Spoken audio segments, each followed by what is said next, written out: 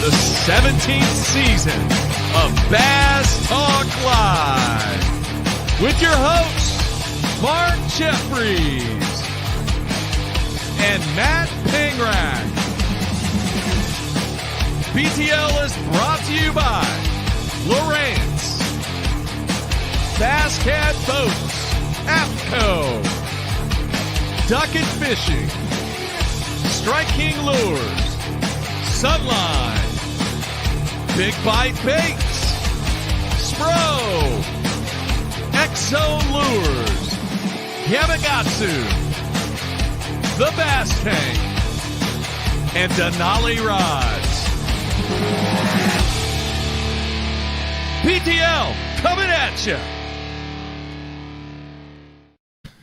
Good Tuesday, everybody. Welcome once again to another edition of BTL Bass Talk Live, where Matt and I are going to talk bass fishing and anything else that we want to talk about. Matthew, really have a good show today. Thought we were going to have Chris Jones in studio, but he is going to be live via the video feed. Had so much going on. His anniversary is this week, so he's trying to catch up from an outstanding performance at the 2021 Bassmaster Classic. So we're going to have Chris Jones on here in about 10-15 minutes and continue our post-classic discussion.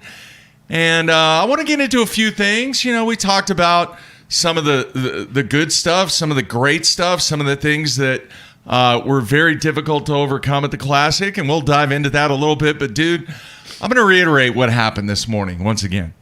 5 a.m. 5 a.m., what do you think woke me up? Do you remember me talking about this? 5 a.m. Yeah. Your air conditioner? No. Not your lawnmower? No. Oh, our fine neighbors to the south of us. Oh, you've got neighbor issues? They have roosters. Which ones? To the south of us. The lady who's always gardening? Yes. They have poultry. It does get light at 5 o'clock now. Oh, my gosh. And they are so loud. I feel like you live in an area that might have some ordinances against. Well, I will be making a phone call to the neighborhood association president. You're the neighborhood association. I am guy. not.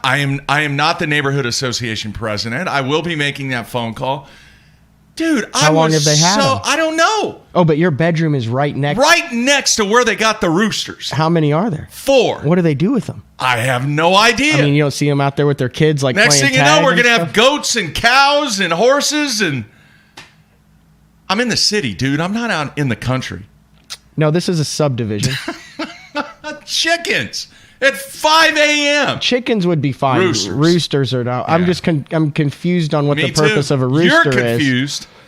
I wonder if they're over there confused. going, well, why are we not getting any eggs? I don't know, man. Like, but, I mean, it was vintage, brutal. like old McDonald rooster crowing. Do what? Like vintage old McDonald rooster crowing. Like, yeah, on a megahorn. It was so loud. This was not foghorn leghorn. What did Carolyn say? She was not happy. How many days is this? This is day number 5, I think. And every morning you've been woken up by the rooster. Yes. And I mean, I'm an early riser anyway. I get up at 6, but just the sound, that sound. And then last night I did not sleep well. Do you ever have those nights where you just cannot sleep? And every time you doze off, you have a dream or a nightmare? No, I've not. Like I've said on this show before, I very rarely dream. I sleep soundly. Do what? I very rarely dream. I sleep soundly. You're not a dreamer. No. And I thought I might because my allergies are kicking my butt right now, and I took a Benadryl, so I was afraid that might. No, nothing. Now, I'm a chicken lover, all right? I don't want anybody out there saying that I hate chickens or anything like that. But to be woken up at 5 a.m. for the last 3 mornings by chickens and then a couple mornings last week, it just gets a little frustrating. So I got to find out what the neighborhood association rule is. Hopefully they're not emotional support roosters. They might be. I don't know. It's just, if they're going to keep them, fine. Move them over on the other side of the yard. Maybe they won't be as loud. They are right next to our window, dude. Like in between the houses. Yes. Have you ever done anything to them to where they were like... I don't even think I've said 10 words to them. I never see them. Interesting. Never see him. So that is think there's any my quest this week. Cockfighting going on, do you? I don't know. Maybe there's a neighborhood ring that neighborhood behind you's gated. Maybe there's some money exchanging hands, and you can come out with the cockfighting odds. I really don't know, dude. You know, that's still a thing in Oklahoma. A lot of people think it's not, but it is. It's one of the 2 states that I think it's legal in, right? I think so. Yeah, I think so. Hey, I have no issue if we were in the country. We are in a very nice subdivision where I don't think chickens are allowed. No, I think it's illegal because the first thing that comes up is an April 21 that says Oklahoma alleged cockfighting ring busted. Ooh. 34 roosters seized. Maybe they're rescue roosters because this was just in April, Mark. Really? Yeah. Rescue roosters. Mm-hmm. Well, I haven't really taken the time to. It is illegal. To look at it is illegal in all 50 states. It is now. Okay. Well, I thought Arkansas might have been the other one. I believe it was one of the Oklahoma banned cockfighting. This is not where we saw the opening of the show, folks. We're going to get to Chris Jones and talk, but this takes anything else we want to talk about to a new level. It's been banned for almost 20 years. Really? Yes. Okay. Yeah, but didn't they do a documentary or something? Durant. Well, it could be Southern Oklahoma was really big in. Was it one of those where the guys had their voice and their face covered, where they were like, "Well, cockfighting. We have lots of cockfights," but you can't tell who they are. You know what I mean? Like, you ever watch those Vice documentaries where the guys' voices are muffled and covered? Oh yeah, yeah. In 2002. It was legal in 13 Oklahoma counties. Anyway, long story short, Mark woke up at 5 because of the next door roosters. Yeah. Now, the next thing that we're going to talk about, and folks, we're going to get to the bass fishing here in a minute, but this caught my attention. Did you hear about this dude that got swallowed by a whale and lived? I read the headline and then didn't get anywhere past that. Okay, hang on. I'm going to try and play this audio. And his name wasn't Jonah, though. No, it was not. I'm gonna let the commercial roll through here and see if I can get to the audio. All right, here. Let's see. Okay. After surviving an ordeal straight out of the storybooks, fisherman Michael Packard was diving for lobster 45 feet down in Cape Cod when his day took an unexpected turn. I was just about at the bottom and I just felt this truck hit me and everything just went dark and I could just feel just hard stuff all around me, and I just thought, did I just get eaten by a white shark? And then I said, no, I don't feel any teeth. No, okay, hold it right there. The dude thought he was being eaten by a shark. I think you would know if you were getting munched on by a shark. I can't speak to that. Do you believe this or not? Do you think that he is totally 100% serious that he was eaten by a whale and then spit out 30 seconds later? Yes. Really? I do. You're all in on this one. Yes. I'm not believing it. I think something else happened. Don't know what. There's a lot of people out there that don't believe it either. What are you looking at? I'm reading an article. It said that he was treated for... He had someone that kind of witnessed it, right? I'm not really sure. There was talk about whether or not he could go through the blowhole if he had to escape once he got fully encompassed by the whale's mouth. His boating pal saw water spraying as the sea creature surfaced and Packard was ejected. Dude, so you think both of them came up with it? Something is up on this. You think the lobsters were not cutting the bills and they decided to... I don't know. It's a good story regardless. No. I'm just not thinking that it's truthful. Maybe it is, but the dude's name was not Jonah. Okay. All right. So...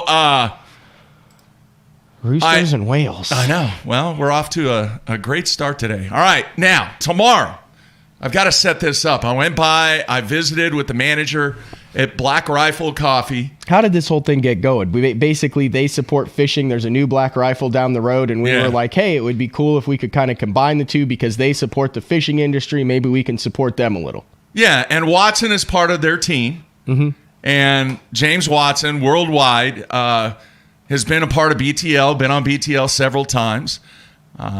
Called him up and said, hey, man, would you be willing to come down and do this remote and see if the fans want to come out and hang out with you and drink some coffee? And he's like, heck yeah. So tomorrow, we're going to be live at the Black Rifle Coffee here in Moore, Oklahoma, the very first franchise store in the nation. What does that mean? You always say the very first franchise. Yeah, it's not corporate owned. So it's like an individual who was like, Yes. I want in on this. Yes. Okay. And he's a good dude based out of California, and he's all in on this. Now, let me explain this because there's some logistics. And, folks, we want you to come out on this. We want you to come out. I got free coffee cards. Come out, Really? hang with us. Where's it located again? All right, it's in Moore, Oklahoma, 19th and Telephone Road. But here's the tricky part. There's a tricky part to watching. Okay. There's not a whole lot of parking. Okay? Parking lot, very small. So here's what you need to do. If you're planning on coming out, our show tomorrow is not going to start till 9 a.m. Okay. All right, we're going to back it up 30 minutes, 9 a.m. You need to park in the Walmart parking lot, then walk up to the light, which is just a short walk, and go across the street. Now don't go into the Via the light. Don't go into the store immediately across the street. No. it was at one point a It's been all kinds of no. stuff. What was it? We used to It go. was a there. mattress store. Then it was a radio shack. Then it was a Radio Shack, and now Yeah. it has been 9 or 10 different herbal supplements. Yes, that's a good way of putting it, Matthew. Legal herbal supplements. If you have a card Yeah. in Oklahoma for the past 3 or 4 years. Yeah. I mean, Yeah. it changes about every 6 months. Yeah.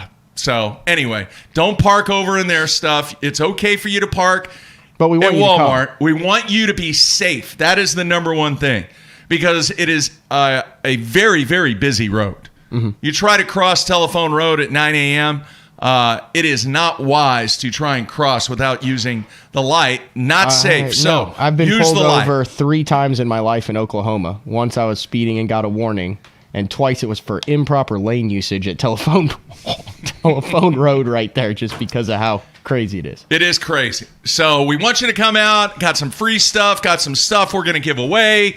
Come out and hang out with James Watson, Mr. Worldwide, tomorrow, beginning at 9 a.m. We'll probably go hour and a half, 2 hours. If you is want kind of more the plan. information, we will have a graphic, and I will put it out this afternoon after the show, because we have to return my rental car immediately after the show. We don't even want to get into that. I made it 5 miles. My water pump went out yesterday in Not my good. truck. Anyway, But the good thing is it didn't happen when you were coming back from Amistad. or coming back from the Classic. Yeah. All things considered, it worked out. Anyway, Yeah. so I'll have more information out on the BTL Facebook page that you can just get on, click, and that'll have all the details along with the address, the time, where it is. So come out, hang out with Mark, hang out with Worldwide, hang out with myself, and Yes. watch BTL. It's been a long time since we've done a remote. Yeah. We've done some from Rudy's Barbecue. We've done some from Shoreline Boat and RV. Rudy's, Yeah. a lot of places on the road, The best biker one clubs. was still Mooresville Bar and Grill. Yeah. That one was legendary. Anyway, so it's good to be back on the road. And hopefully, if it goes well, we'll have some more remotes from other cool locations in Yeah. the coming months. That's in the works. And as I mentioned yesterday, we'll dive into it a little bit more after we interview Chris about what Frank is going to announce on Monday. He's going to be a special guest on Monday. Then on Tuesday next week, folks, it is Bass Tank Tuesday because John Sukup is going to be in studio on Tuesday to talk about his 2 fantastic wins on the NPFL and then talk a little bit about electronics, obviously, and everything else that he has going on in his life, which the dude never stops. He man. doesn't. And we also have an announcement What's that? for Tuesday for some more content that will be available soon. Oh, do I know about that? Yeah. We've been working together on it the whole time. You know what I'm talking about? Yeah, I do. I got 12 fires going on the I'm stove. just saying, so- here's a problem. There's like 3 or 4 Yeah. main guys at the Bass Tank. And I'll Yeah. just say what it is. For 2 or 3 years, they gave out their cell phones to everybody because they're all about customer service and getting it done. Yeah. Well, now it's to the point where their cell phones never stop ringing. And every time it rings, it's, some dude who's like, well, I've got this with my live scope, and if you ever put it on a separate pole, and they're sitting there going, man, like, I have to get work done. And then as soon as that phone, and I've been there and I've seen it, the phone rings again, and he's like, well, I'm up here in Minnesota. How do you see through the grass and stuff like that? And they're just like, man, we're trying to get some work done here. Yeah. So I was like, man, there might be a creative solution to kind of get all these questions answered, give these people some content. Chris Jones, he's sponsored by the Bass Tank too. So John's got a lot going. The 2 MPFLs. He had a guy who almost won the Classic. He was there at the Classic booth. So yeah.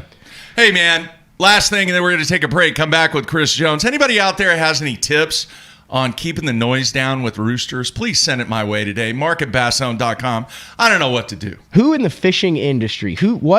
Are there any farmers that are professional that has fishermen? Chickens? Is there anybody that's like a farmer that fishes? I mean, we've got Christmas tree guys and Paul all. Elias, but that's Christmas tree. But I'm talking about someone who's like, you know what? I bet that guy has some roosters. I don't know. It's a good question. Does Terry butcher? He's a rancher. A lot of ranchers? He's a rancher. Yeah, livestock. I bet Chris Jones would know in Oklahoma. He might. We'll ask him. So, send me any help out there. I need some help. Do you see what's on the cover of Bassmaster this morning? No. It's the top lures at Ray Roberts. Well, it was the coolest classic lure that got everybody going this. You talked about it yesterday. What, the swim jig? No. Oh, the jig and pig. No. Oh, close. It's Justin Kerr the rat. with that big wooden rat on the cover of the rat. All right. We will talk more classic with Chris Jones here in a few minutes. Everybody stay tuned on a Tuesday.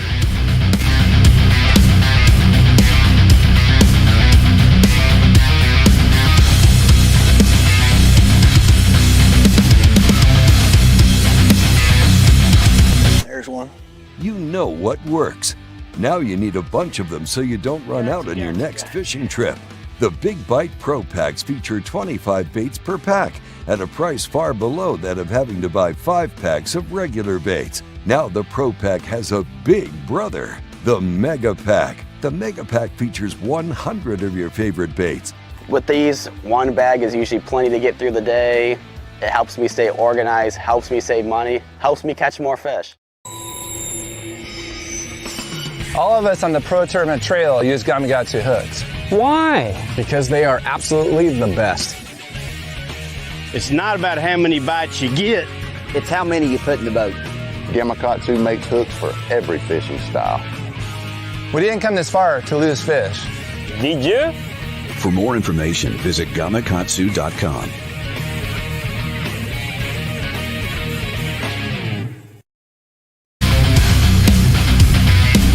The ultimate fishing system starts with Lowrance HDS Live. The best fish finding tools, from chirp sonar and fish reveal to active imaging and new active target live sonar, and complete touchscreen control from your trolling motor to your big motor. For a limited time, building the ultimate fishing system will be easier on your wallet. Upgrade to HDS Live with a Ghost trolling motor, active target sonar, or live site sonar, and save up to $800. Basscat's legendary 20-foot platform has been paired with angler-approved accessories for 2021. Puma FTD features the proven hull used by many of the top names in bass fishing today, backed by a transferable lifetime warranty. The Puma FTD boasts a full team deck concept which enhances efficiency for you and your tournament partners. Turnkey tournament-winning performance. The Puma FTD SP from Basscat.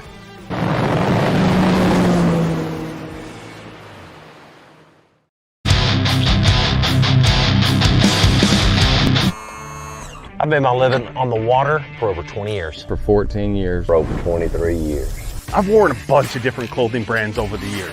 Some companies big. And some companies small. All of them said they were making clothing for us. But none of them knew us. None of them were us. Except for one. Except for one. Except one. AFCO. AFCO. AFCO. AFCO. Fishing isn't part of us. It is us. Everyone, Brandon Polnick here. People always be asking me what I got tied on. And I'm like, X-Zone Lures. And they're like, Brandon, why you got X-Zone Lures tied on? I'm like, Let me show you why. The bite. Get out of there. Get out of there. Oh, yeah. Oh, pretty good. Oh, it's pretty big. Get in here. Oh, God. Giant. Oh, my gosh. Oh, my gosh. I think you get the point.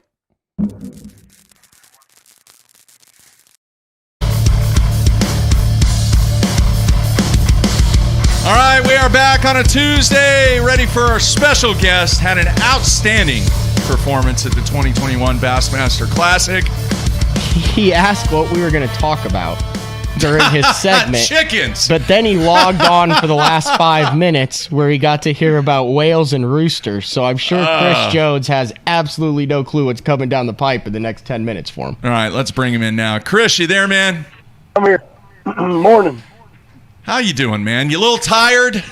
Yeah, it was a long week. You know, it was kind of like one of those deals where you got all that momentum and you just kind of crashed. I drove home yesterday and just kind of hung out with the family because, I mean, they were there, but I didn't get to see family and friends hardly at all at the Classic. I mean, it's one of the deals where you're pulled every direction and especially when you're doing good. I mean, I had media, I had so many microphones in my face and stuff. And the time we got back to the hotel, it was time to go back to sleep. Because, I mean, a lot of people don't realize that, we were weighing in at Fort Worth, but we had an hour and 20-minute drive in the morning and like a 2.5-hour drive in the evenings through traffic. And there was a NASCAR race that we went by at Texas Motor Speedway every day. It felt like I was in the Texas Motor Speedway on the trip back every day. I mean, it was like 90 mile an hour through traffic, pulling the boat. It's pretty hectic. I mean, I think we all felt like we won by not having a wreck. It's pretty impressive. Jeez. 53 anglers, so it's cool. Now, let me ask you this, Chris. You mentioned about that in the media in the interview. So I was hanging out with Brad Hallman, and I mean, I think everybody who has ever flipped a flooded willow in Oklahoma, like a little piece of their heart was with you in that tournament. But Brad we were sitting there and having dinner, and he's like, man, I think I'm going to call Chris and just be like, do your thing, man. And then he's like, no, I'm not going to. And then he goes, yeah, he is. And then he goes, if he's smart, he's turned his phone off. Yeah, I'm not calling him. Did you turn your phone off? I mean, like, what was it like going into that final day as far as you mentioned it kind of being chaotic? I've always been one of them guys that I take it personal whenever when I send somebody a text and they don't send something back, it makes me mad. So I actually sit in bed and just said thanks, or one quick response to every person that sent me a text before I went to sleep every night. And it was, it's just like everything else. Those are friends, and if they've got my number, they're close enough to me to be a friend. So, or there was a co-angler or something, we met somewhere.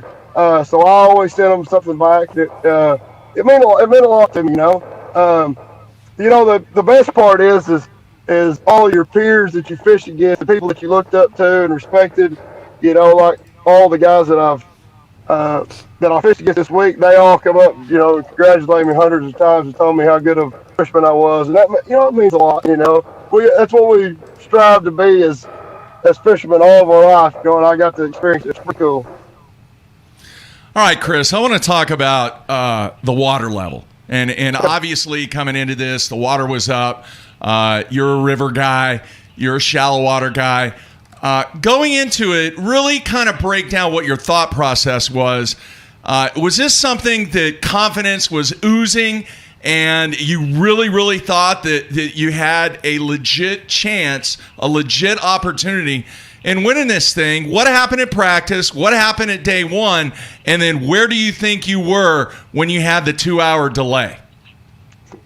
All right, so all winter, I spent my whole, from basically June, because we knew for a year, basically, with this tournament, when it got extended, I knew for a year that I was going to fish this tournament.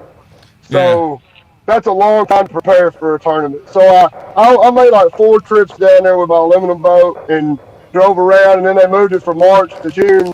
So we thought it was going to be an offshore deal. So I made a couple more trips down there and did a lot of idling offshore. I mean, I looked at my Garmin's so long that I was just, I had so many dots on it, it was unreal. But I was prepared every way I could possibly be prepared for summer, except for it to be flooded and going going fishing that way because it's never that way, it's never. Right. So whenever we got to that point, we all basically started over from scratch. And I knew that area by that marina down there just by some of the little bit of information that you could find online that's where a lot of the tournaments went out of, and that was one of the areas I started at one morning, and there was a shad spawn going. Well, it's June, there shouldn't be a shad spawn, but I caught like 4 big ones in like 20 minutes, like the second day of practice. So I went and done some other stuff every day. Well, the last day we have an official practice day on Wednesday with our marshal, and I started another area and didn't catch very much and on a shad spawn. And like at 10 o'clock, I told him, I said, I'll run over here before we go in, and I'm going to flip down these bushes where I had several big bites early. And I said, I just want to see if I can get some bites in the middle of the day. And I went over there and went down through there, and I had like 10 or 12 flipping bites in like 20 minutes. And I'm like, this is where I'm starting, no matter how many boats start over here, this is where I'm starting. And I started there, and literally in like 20 minutes, the first morning of the Classic, dream come true. I landed, dropped the trolling motor. In like 7 casts, I had 17 pounds. Well, no, let me take that back. I had 14 or 15 pounds and pulled the trolling motor up and caught several other little ones around the corner and caught a 6-pounder around the corner and called up 17 pounds in like 30 minutes on the shad spawn. So I left. I didn't even stay in that area. I didn't want to be seen because I knew how it was. Everybody goes back the next evening, and we all know who's raps or what. So when we get back, but I seen, and then a little bit of time I was in that area, I seen several of the top guys, including Steve Kennedy and Matt and Hank, and there was a lot of the guys that caught the first morning on the shad spawn that was within eyesight of me. Right. So I knew how many fish was in that area, but I was worried that it wouldn't replenish. And then so the second day when we had the storm delay, I knew that if the flipping deal would work like I had in the middle of the day on Wednesday, that I would have a chance. And so the next day when we finally took off, I went over and I swam a jig for about 10 minutes, and I had one swipe at it and didn't take it. I laid it down immediately, went flipping my fish critter and started catching them. And a lot of the guys didn't come back over there because they thought that the shad spawn wouldn't happen. I guess they had other stuff going. My blessing is that whenever the shad spawn quit, a lot of them guys left. So I had that area alone to just flip and stay in there and pick it apart. So I basically just milked that area within about a mile area there just for everything that I could possibly get out of it. Very nice, Matt. You kind of mentioned, I talked to you a little bit behind stage on day one, and you sounded a little bit surprised about how your flipping deal and the bush deal didn't materialize like you had hoped it would on the first day. And then a lot of guys talked about the wind, and I guess we didn't really take into account that coming into this, how rough that lake can get, and how many guys had to change their game plans on the first couple days, or specifically the first day, just to fish bushes that weren't in whitecaps. Yeah, so the area that I caught them on the shad spawn was on the south side over by the dam, and that area was protected from that 30-mile-an-hour wind.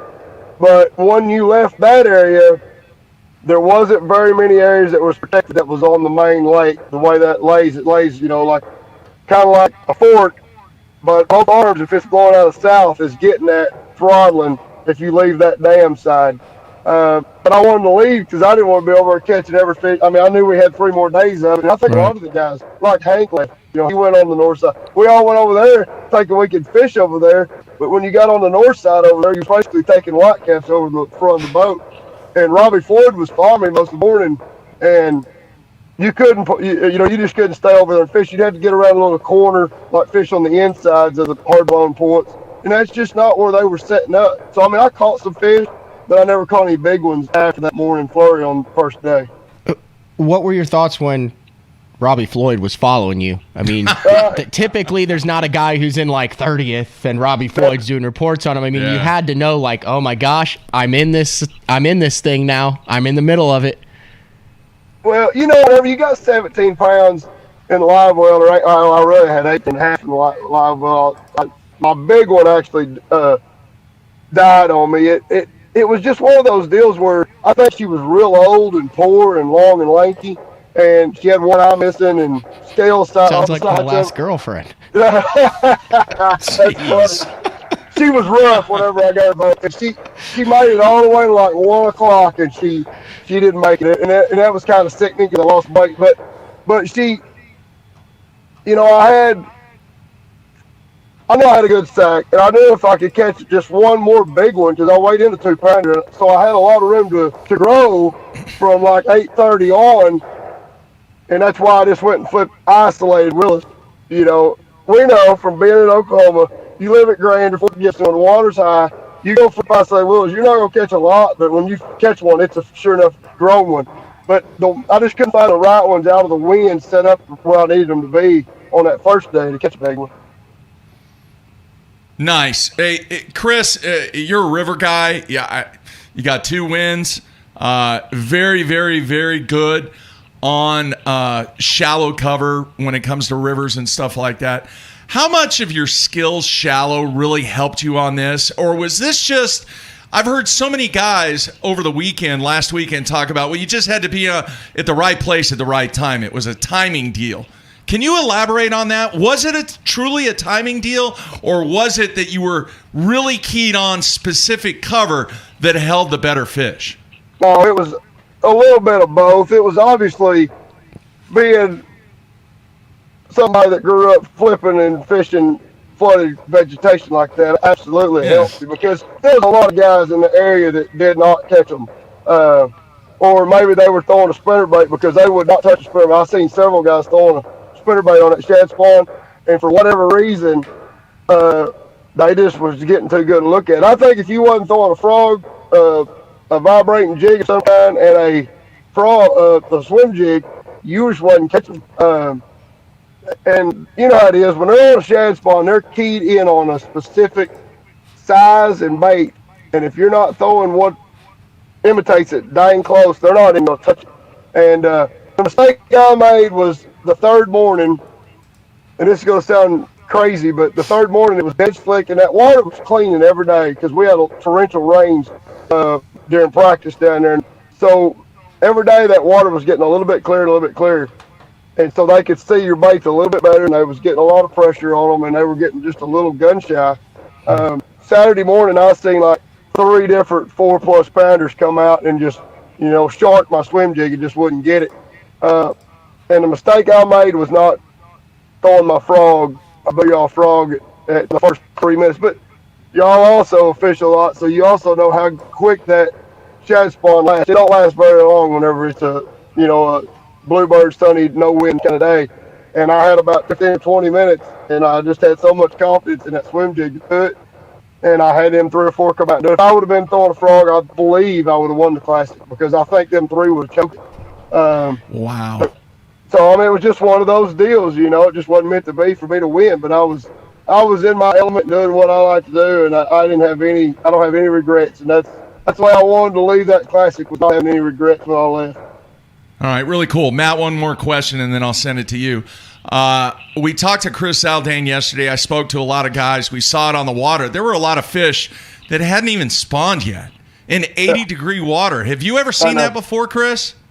My dad grew up, fishing tournaments and fishing all of his life. And, back in the 70s, and y'all understand this, back in the 70s and early 80s, when you caught fish, you cleaned them. You didn't release no fish. They got the sides cut off of them. They went in the grease. So Dad, back in the 70s and stuff, when we had true winters around here a lot, Dad said a lot of times they would hold their eggs and absorb them, and they never would even spawn. He said you catch them and they would just be shriveled up inside of them when I think a lot of fish this year was just so jacked up from that. When does it ever get negatives in Texas and freeze?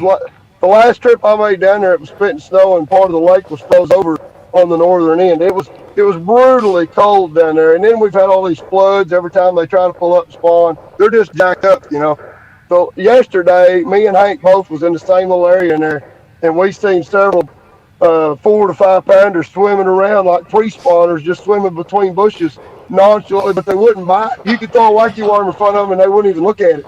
So I don't really know what the problem was.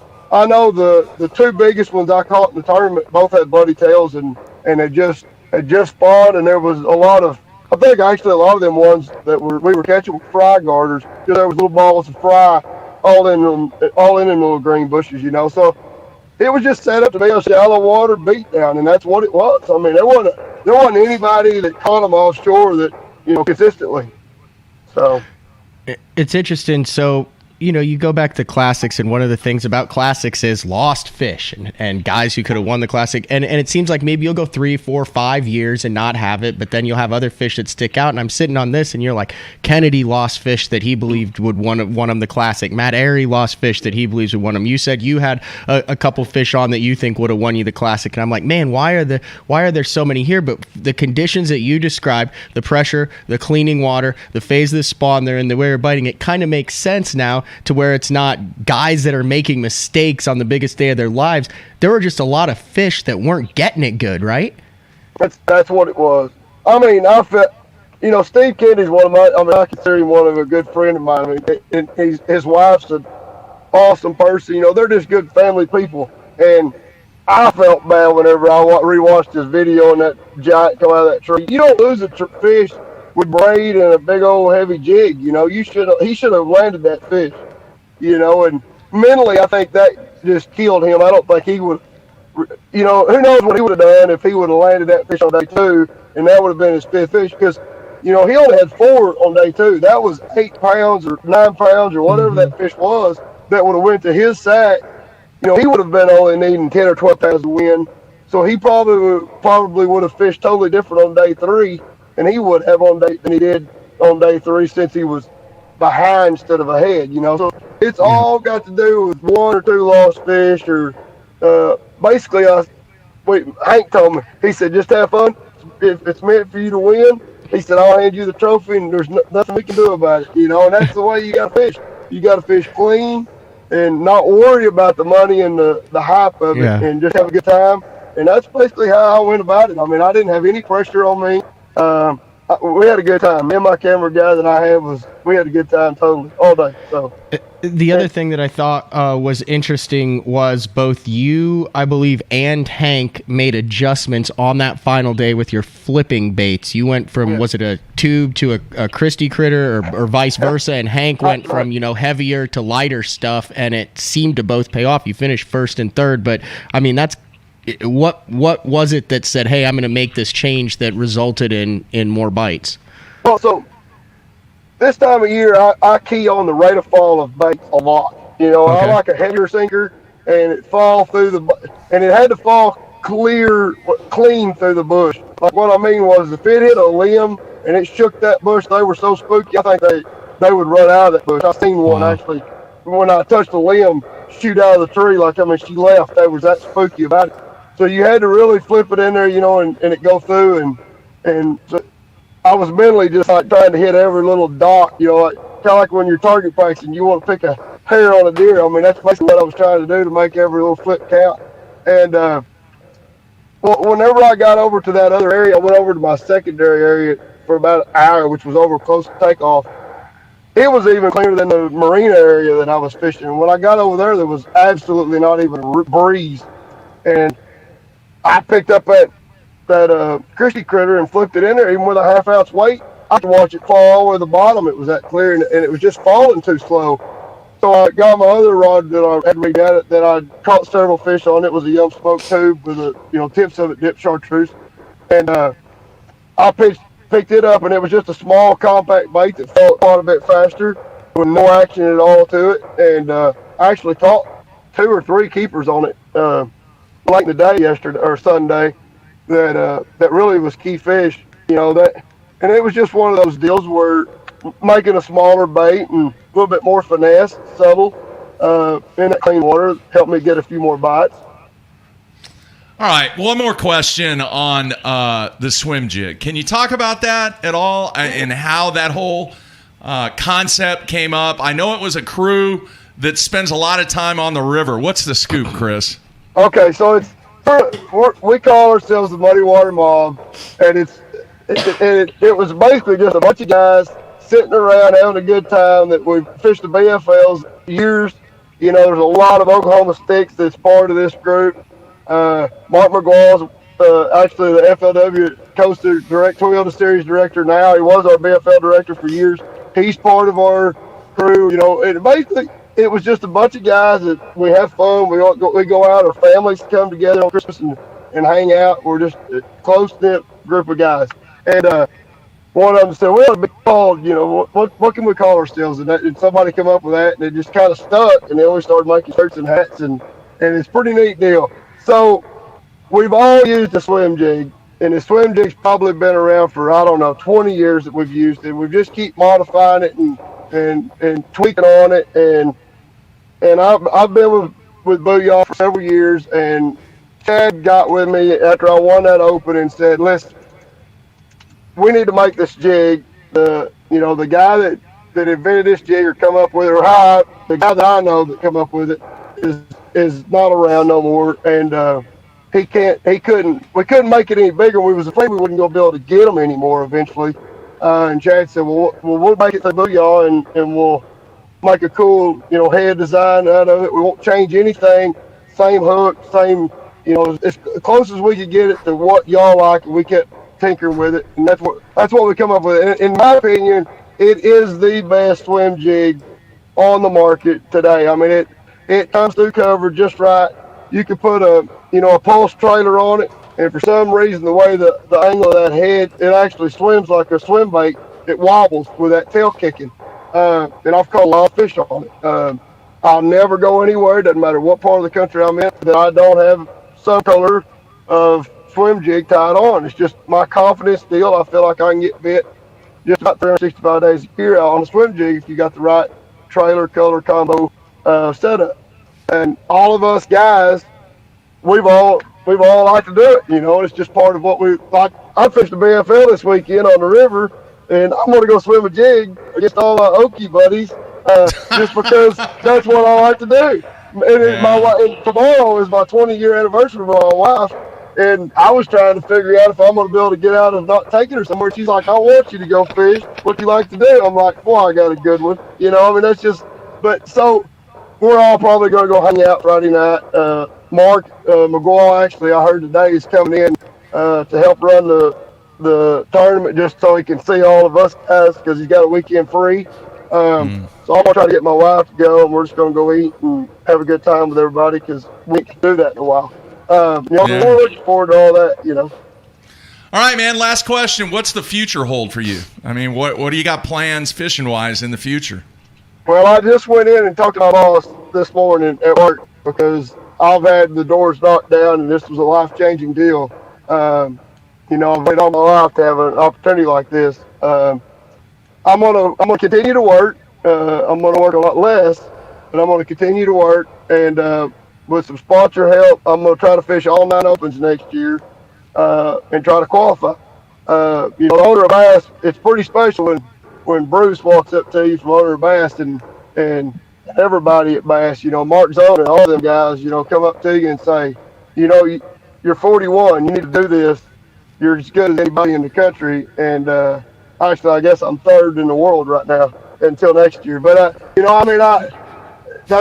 that's something special, so I'm going to try to take advantage of it and see what I can do with it. Financially right now, I've never been in this kind of situation. I've won a lot of big tournaments, but not that one lump sum of money that you win at a tournament don't carry you through. But when your sponsors say, we got your back from now on, as long as you're going to be with me and represent us, we're going to be with you and help you out. And we're going to help you out with more money. That's what you got to have to be able to sustain a longevity in this. And I knew that. That's why I've never quit my day job. I mean, I knew that if you didn't have that and you go 1 year and have a bad year, you're going to be bankrupt and then you're going to be looking for a job because you're not going to be able to stay in the business. So I never was able to be able to go out there and do that. And I had several phone calls yesterday with money in hand talking and said, we're going to have your back and you represent it as good as anybody on on stage, we would love to have you go with us forward.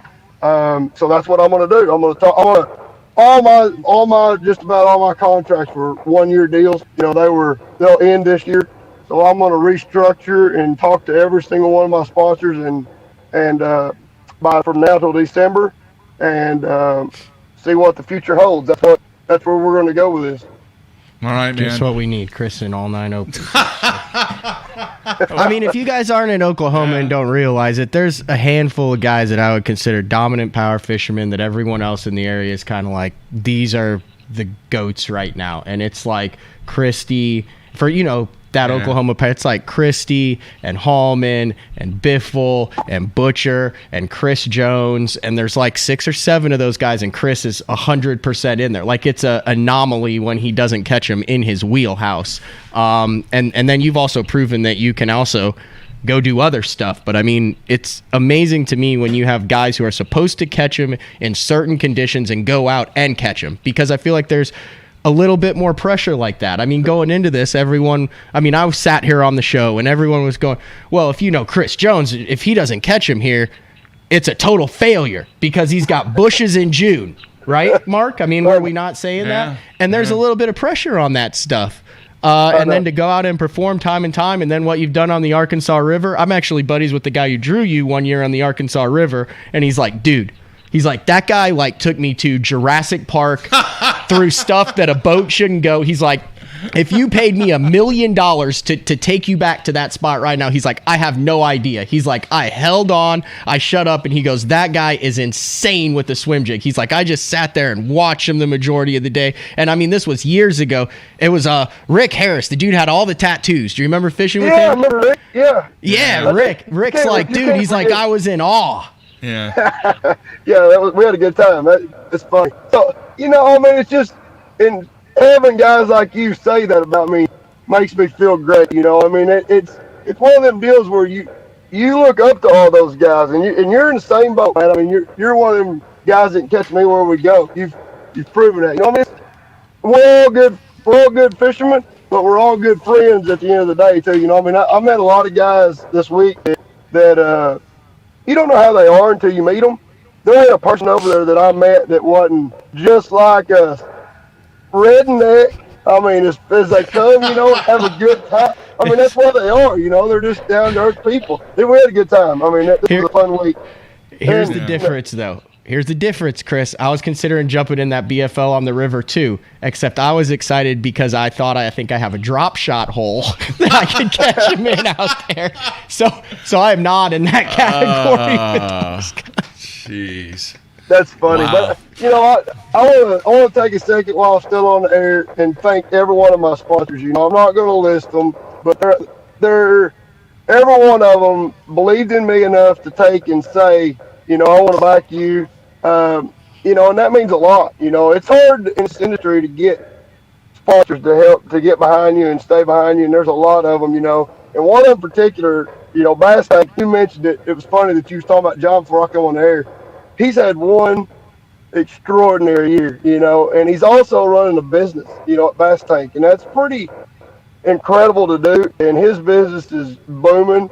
They're probably one of the best, best electronic install businesses in the country, if not the best one. And I never had a single glitch with my electronics or nothing the whole time I was over there.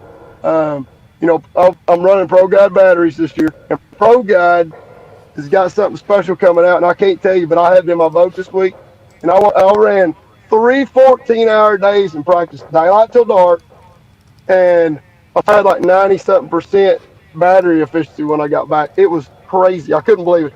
I remember whenever I was a few years back, you had to run your tow motor on like 60 and then down to like 50, 40, 30 before the end of the day because you was going to have them dead before 5 or 6 o'clock in the evening. It's amazing what technology's done as far as we're running more drafts, more electronics and stuff on our boat, but we've still got the power with that PowerPo charge system, to stay in the game daylight till dark. I think I could have fished 2 or 3 days and still had battery life. That's pretty incredible, That's why we catch more fish, even though there's less fish and there's way more pressure, is our equipment just keeps getting better and better, And if you had something wrong, the cool thing is Scott and John, he could have called them at 2 a.m, and if you'd torn something up, they'd have been out there in the boatyard till 6 a.m. and then gone and worked the show the whole day. That's the type of guys they are to take care of their guys.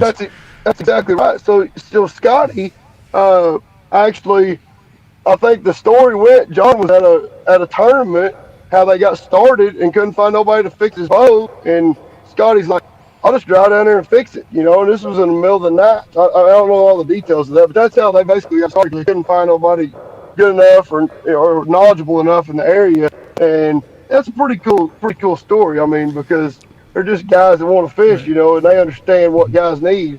So definitely, somebody give Basstake a call if they need anything. The Bushnell deal changed my life. I mean, really, and I knew a guy that knew a guy that knew a guy. Basically, how that went. And that went 9 months from when I won the Open to be able to sign a contract, and then we had to get all that stuff lined up as far as the rat show and all that.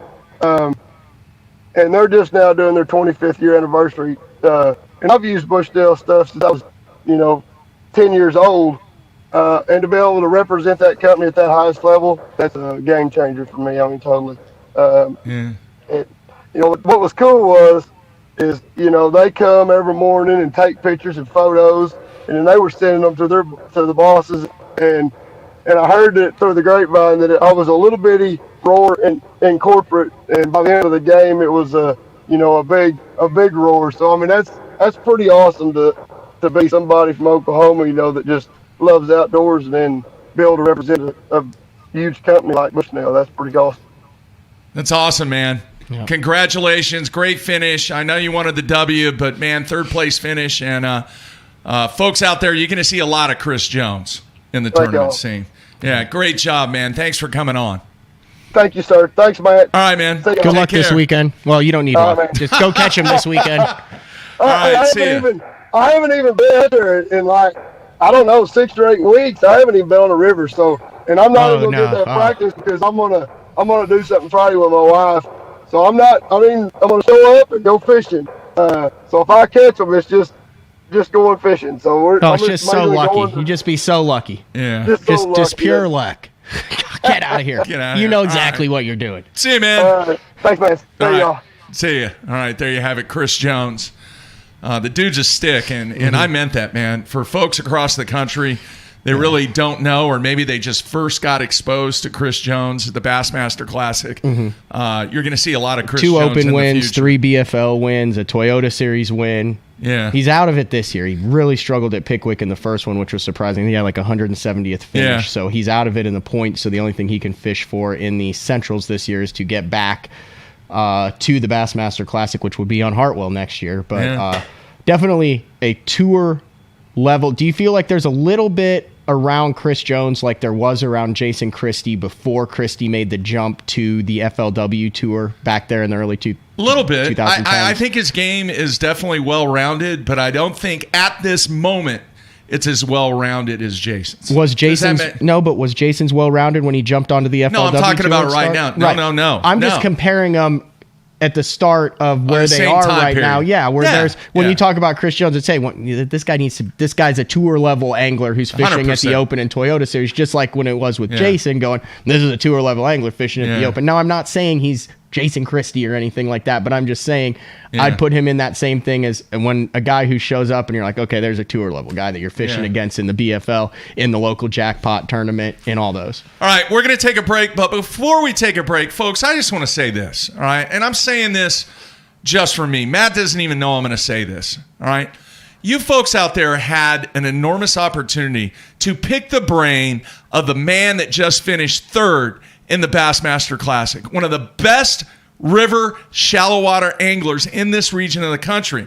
And all I saw was his back and forth on the comments about complaining about something that was totally unrelated to the opportunity for you to learn from one of the greatest anglers in this region and a guy that finished third in the Bassmaster Classic.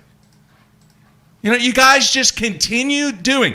Now, I could be the guy and go in there and delete all the comments and put everybody in timeout and all that and everything. I didn't do that. But I want you guys to realize this is live. Very, very, very few people have the opportunity to ask somebody like a Chris Jones a question that helps you, that you can personally see a result from the questions that you ask. Somebody who is willing to take the time to come on this show to answer questions that everybody else has there. All right? I just don't get it.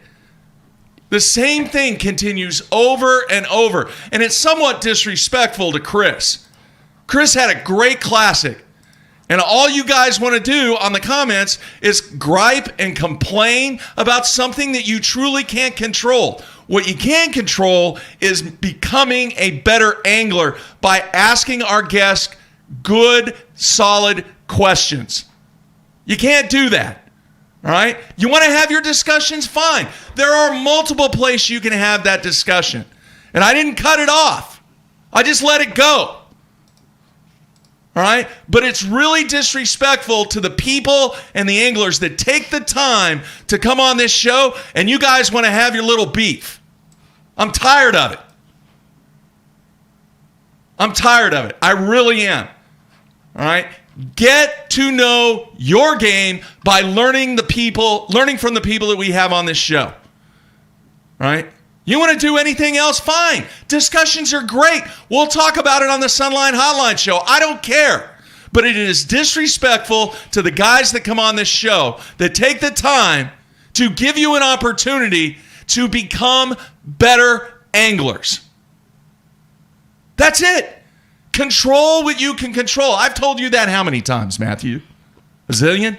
Yeah, that's a vintage Jeffries talk right there. That's the high school. That's the high school media teacher coming out in you. Yeah, but I agree. That guy, you can learn a lot from Chris. He's awesome, and I'm not kidding. I'm 50-50 on it though. I mean, what? I agree. I agree with you. I didn't delete it. No, that kept going. Good. You know, it is what it is. But folks, I'm telling you that so many of these podcasts, or whatever you want to call it out there, they're not live. They don't give you an opportunity to interact and get information now. Right now. You know what I'm saying? Take advantage of it, folks. All right. So I've got some ideas I want to throw back at you. You all right there, Matt? I'm going. Did I say it okay? I mean, well, I'm used to that. So, I mean, let's just say since 2008, like I said, that was vintage Jeffries. So you don't take it personally. You take the bits, the little gems that are in there. You digest it. You learn from it. You become better, and you move on. Yeah. That was tame. Like I said, my desk over there, I have come to the office before, and it's been on the side of the road. All right, we're going to take a break, wrap things up here on a Tuesday. Folks, man, just, we're trying here. We're trying to get the best guests. We're trying to give you opportunities to become better anglers. And do it just because they're talking about something else doesn't mean they weren't listening to Chris. How many questions did Chris get asked? We've got hundreds of people live on, and it's 4 or 5 people that are having the discussion. Let me ask you this. But it's did it need to be said, though? It's America, man. Well, I didn't delete it, did I? No. No. There you have it. Coming back, wrap things up. Everybody stay tuned.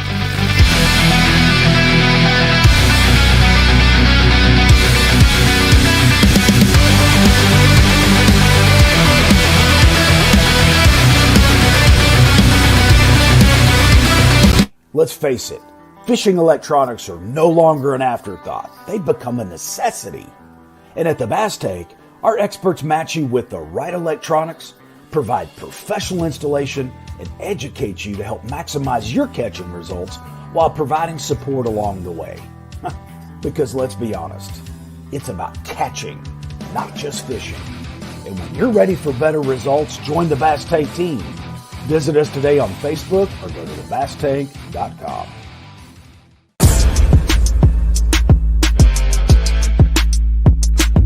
You've been waiting all week for this, and Sunline wants to make sure you're ready for it with bulk spools of all your favorite fishing lines. Oh, it's so fun.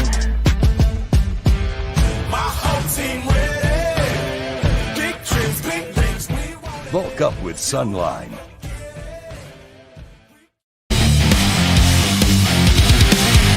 Pro-inspired, pro-designed. Tested and proven by legends on the water. Dominating the tournament trail for over 50 years.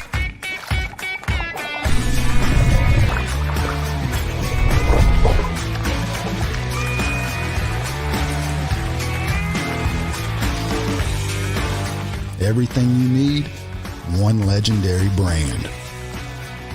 Strike King. Hey guys, Major League Fishing Pro, Jacob Wheeler here with my new Signature Series line of rods with Duck It Fishing. We have my 7.2 cranking rod right here. Crankbaits can be very fickle, and having the right, having a lot of tip can be too much, and having not enough tip can, lose a lot of fish. So you really got to be careful. If there's one or two techniques that I'm really adamant about having the perfect action as a crankbait, especially like a square bill, a DT6, those medium running crankbaits in the springtime when those fish's mouth are pretty tough. That's when I'm really on top of having my actions just perfect.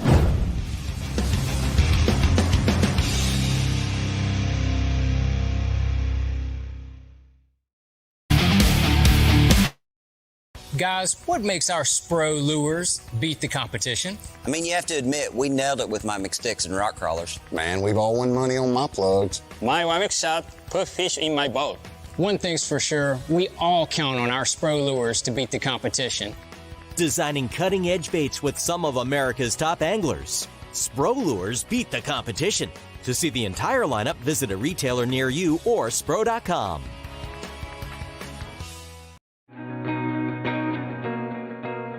The Ned rig. What rod should I be using with the Ned rig? My favorite is the Denali Lithium multi-spin rod. It's our 7'4" length, great Ned rig rod. It's got a great sensitive tip on it. It's long enough where I can make long casts, which you're usually fishing clear water with a Ned rig, and it's got enough backbone to get those fish in. So check it out, Denali Lithium Series 7'4" multi-spin.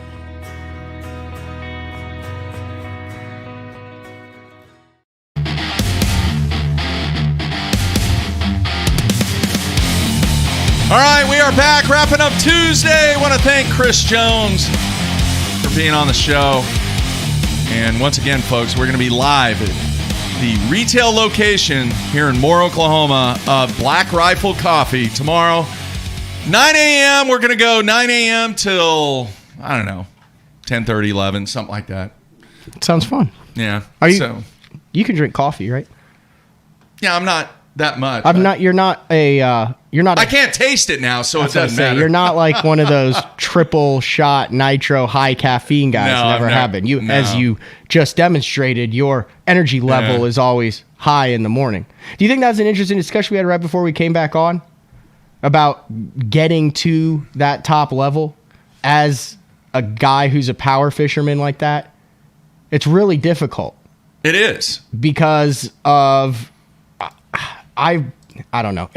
There's a number of different ways to get there. I mean, you have to have 3 good tournaments or 9 good tournaments, but Chris Jones and Hallman and Christie's figured out a way to mitigate it, but a lot of those guys, it's hard to avoid a really bad tournament sometimes with their attitude, because the attitude, like where you finish 150th, is the exact same reason why they win, right? Yeah, no.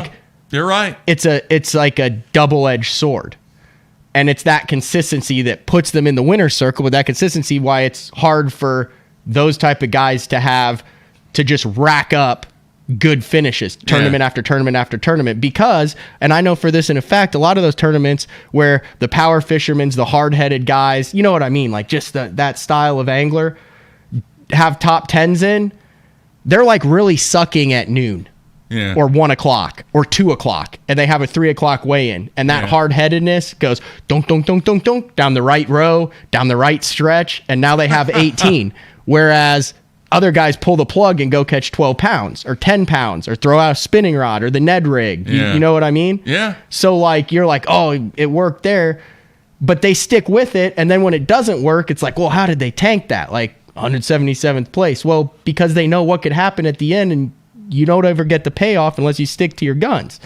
It's a weird mental deal. We're going to talk about that a lot on the 24-hour show that we're planning. Now, that 24-hour marathon show is going to take place before you go on the road for the New York Swing. 100%. So we're working on that. That's kind of a focus to get that dialed in. We're going to have a ton of guests on. And I think what we're going to do is go like an hour and then take a 5 or a 10-minute break and then come back, do 50 minutes. Well, that's the thing. I can run that side too, Mark. Yeah. So we don't all, I mean, you can have people that guess while you run it, and then you can go take a nap while I run it. You know what I mean? I don't nap, man. I don't take naps. You don't nap? No. I couldn't even sleep last night. Anyway. We already established why. We did that. All right. I want to ask you something real quick about the Classic. Yep. And obviously this is kind of a very broad concept and idea. But you tell me. It just seems like the most activity that takes place at a Bassmaster Classic is kind of away from what the focus of the event is. The focus of the event is crowning a Bassmaster Classic champion. Agree? Yes. I mean, that's what the event is about. Yes. Winning the Classic. Yes. But the focus is really on the expo. Yeah, I mean, if you were to get broad, I feel like it's a celebration of fishing. And, I agree. And everything kind of works in So unison. what if you had a situation where you could accomplish both? And what I mean by that is, what if you had, and I'm just going to throw this schedule out and see what your thoughts are. Dude, you can say whatever you want to about it. Okay. But what I'm trying to do is I'm trying to come up with change that makes it better for all people involved. Okay. And when I say all people involved, I'm talking the anglers, the company, the sponsors, the fans, the media, and we go from there. What if the outdoor show actually started Friday the weekend before and went Friday, Saturday, Sunday, where those people that earned their way into the Bassmaster Classic could actually take part in those 3 days? Mm-hmm. You have the hours of the show from 9 a.m. to 9 p.m. Because you have a lot of people out there weekends and you know, when they open on Fridays, they're not really able because once the weigh-in starts, you want to pull people out of the outdoor show. You want them to go to the weigh-in. It would give the vendors a lot more opportunity to move product. It would give the anglers a little bit more opportunity not to be so demanding on their time. Yes, working the show would be demanding, but it's not like you're running here and running there and running over there and doing this and doing that. And it would be a great way to have the fans engage with the guys that are in the Bassmaster Classic. I mean, you could showcase so much during those 3 days. So you do the show, that's it, done, finished, over with. Monday, official practice day. Tuesday, official practice day. Wednesday, media day. Thursday, off day for the anglers to recover. Then you have the tournament on Friday, Saturday, and Sunday, and you load everybody into the arena. I like it, except you need to do it in reverse, Mark. You need to have the tournament without the Yes, you have the tournament without the expo. Then you run the expo starts the final day of the Classic. So if you're only there for 1 day and you want to see both of them, you can go there on the final day. You can do the expo. You can have it. Then the anglers are over with. It's done. They don't have to worry about talking with these guys about, no information. You've got all these locals that are coming in wanting to talk to them beforehand. Yeah. They're trying to get their stuff together. They're trying to focus on fishing. Now you can have the Classic champ. You can have Hank Cherry showing off his jerkbait in the pure fishing booth with his rods and reels. You can have Chris Jones in the bass tank booth talking about his electronics. The people have something to talk to them about. The tournament's over, and the expo, then you move it. So it is, the tournament is a Wednesday, Thursday, Friday, and then that expo starts on the Friday and goes Friday, Saturday, Sunday. So you have more people who are going to be off work on the weekend who can still make a weekend out of it, catch the weigh-in on Friday evening, then go to the expo Saturday, Sunday.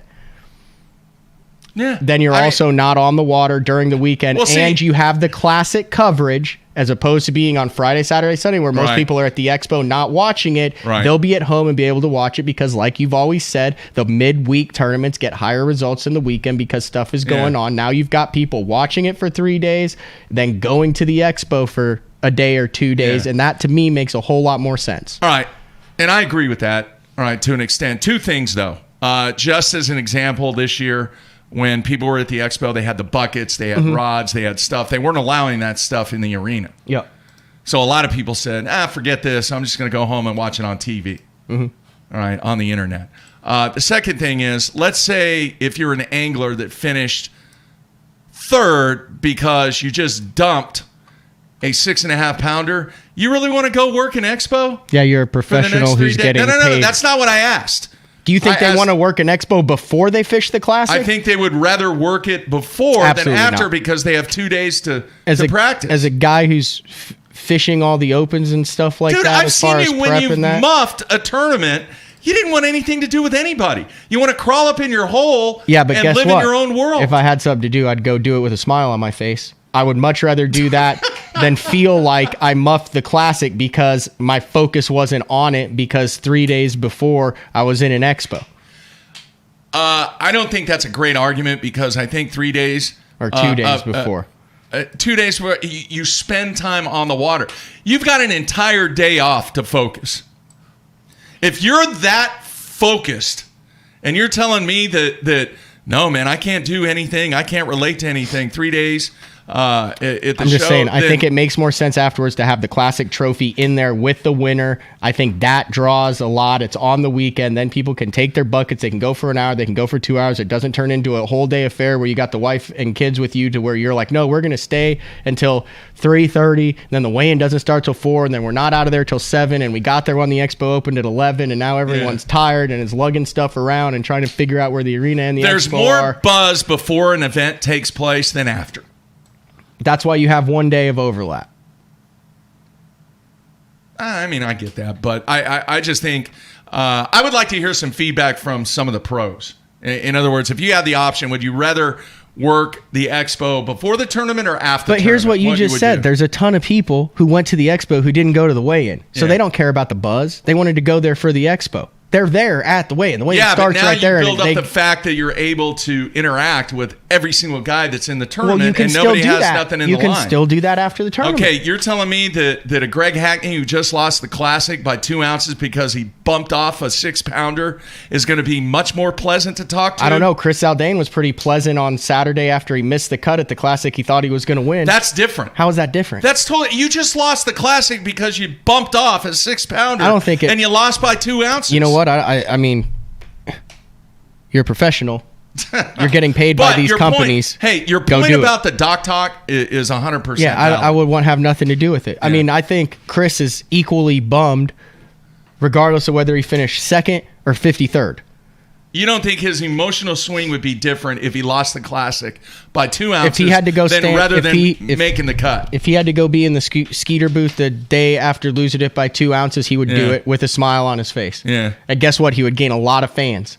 And he would have to hear it. Well, he did from coming on the show yesterday. That's what I'm saying. He would have to hear it, and all those guys would have to hear it. But do you see what I'm only suggesting that to try and make things better for all I understand. parties I involved. agree with you. I 100% agree. Like I said, I just think it should be flip-flopped, and I think that you're kind of coddling them by saying, oh, well, they're not going to want to do it afterwards. Well, freaking suck it up. I'm with you, man. I like the adjustment. I do. I didn't think about it that way, but now that we discussed it, I think you got something good going on there. All right. I know they'll be wore out. And here's kind of like it though. One of the things you could do. Yeah. I don't know. I mean, yeah, let's just keep it simple like that. Just have a bunch of ticked off people after the Classic having to shake hands and ask why they suck. You could have that too. All right. I got to go drop that car off, Mark, so I don't get charged for an extra day. It's 9:45. What time do we have to have it back? 10:30. Okay, we're good.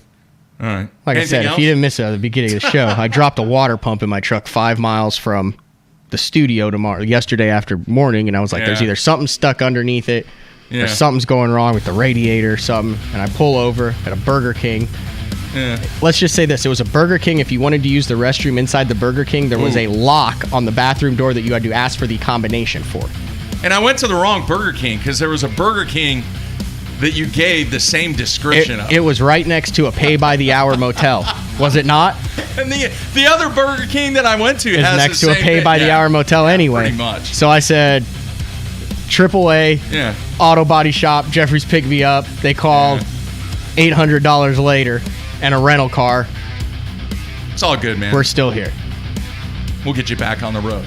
Anyway, hey, some good stuff, man. That's some good. That was a great discussion. Yeah, at the that's end. good. I like it. I like your adjustment there. We'll see what some of the guys say. Good luck on anyway. the Roosters. Is that something you're going to attack today, or are you going to give this it afternoon? This afternoon. When he gets home. I know. I'm going to go. Are you going to go over and knock, or are you going to go straight to the HOA? I'm going to the HOA president. Why aren't you just going to go over and knock? Dude, I don't know what's going on over there. Seriously. You're not afraid of confrontation. You just made that clear in the last segment. I'm serious. I have no idea what's going on over there. I'm going through the proper protocol and hierarchy. What do you want to put over under Chris Jones wins the BFL on the Arkansas River this weekend? Top 10. You want to get lunch back? Oh, we're both going to say yes, aren't we? Yeah. Top 5? The water's been high over there. And the river's changed a little bit with all the rain that they've had over there. I'd say top 10. You think Put the over-under at 10. Well, how do we do it? One of us has to go over, one goes under. I'm not going against Chris Jones. That's why we go top 5. Are you going above top 5? I'll go below top 5. And I'll go above top 5. All right, we'll so see we're either even, or then I owe you like a 5-course dinner. 2 lunches. All right, folks. Hey, I want to thank everybody for joining the show today. Hopefully a few people will come out and see us tomorrow live on location at Black Rifle Coffee here in Moore, Oklahoma.